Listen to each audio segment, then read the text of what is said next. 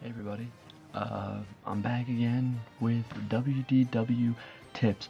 I apologize because it's been forever and a day since I made a video. I know I put up those two movies, Final Destination 6 and The Twilight Zone. I figured those would hold you over for a while, but I was completely wrong. Those were actually just projects I made for school, but I thought you guys might enjoy them, so I threw them up there. Today we're going to be talking about, my little notebook. Today we're going to be talking about EPCOT. It's the second of the parks. There's two parts to EPCOT. There's Future World and there's the World Showcase. Today we're just going to be talking about Future World because the whole thing would take us like half an hour to go over. I'm not going to do that. So again, all my information is coming straight out of this book, Birnbaum's book. I know that this is the 2010 edition, like I said before, and there's like a 2012 edition out by now, but whatever. Yeah, EPCOT. It stands for Experimental Prototype Community of Tomorrow. That's what EPCOT stands for. It's what Walt Disney originally wanted it to be. It's pretty much got that same concept. What we're going to talk about today, like I said, is Future World. Future World is based on transportation, communication, inventions of the future and the present, stuff like that. Yeah, so when you enter the park, the first thing you're going to see, you can't really miss it, you'll run right into it if you don't see it, is Spaceship Earth. It's what a lot of people call the big golf ball, but it's got a name. It's called Spaceship Earth. There's a ride inside. They just redid it in, like, I think it was 2008 or something like that. Really cool what they did with it. Not gonna give away too much, but the whole ride is the history of communication, starting with like cavemen up until today, and about creating the future with that communication. So it's actually pretty fun. It's a good rain ride. If it's raining, it's a good ride to go on because it's like a 25-minute ride. And then as you exit in that ride and you go either deeper into the park, you can take one of two directions. You can go left or right. On both sides there is an Innovention Plaza. Now Innoventions is kind of like I don't know, it has exhibits of different inventions and things that are going to be coming out, like prototypes or different things. Like there's a game there for a while, like how to prevent fires in your house, games like that, just to keep kids entertained and teach them stuff about safety and not so much safety, but that one was, but more like technology and stuff. Yeah, on that side there's that. Yeah, on both sides there's Innoventions West and Innoventions East. Each one's got something different in there, and I can never remember which one has the good stuff, but one of them is a lot better than the other one. On either side of, like if you're exiting, you're looking at the Innoventions, on either side there's attractions. First we're going to talk about the right side of the parks. If you're exiting Spaceship Earth and you're going to the right, there are 4 attractions you can do on that side.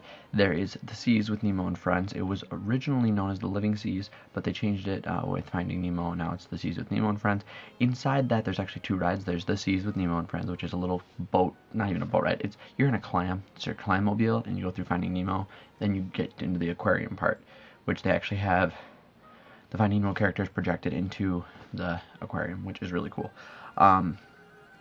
Also in the Seas, there's another attraction called Turtle Talk with Crush, where Crush, the turtle from Finding Nemo, talks to you, calls the kids by name. An interactive thing with the kids. It's really, really cool, even though I'm old. Not that old, but you know.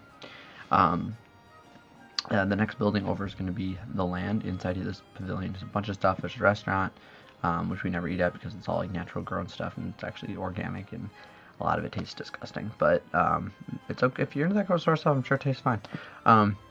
But in there's 2. Well, there's more than 2. I'm just going to cover 2 of them.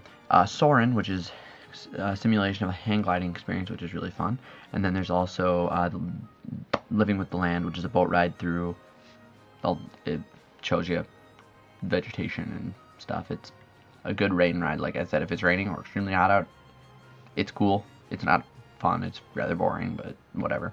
Then the next building over, there's 2 attractions in that building. It's the Imagination Institute. Inside the Imagination Institute, there is Captain EO, which replaced Honey I Shrunk the Audience, which I thought was a really good 3D show, even though it was old and out of date. I still liked it.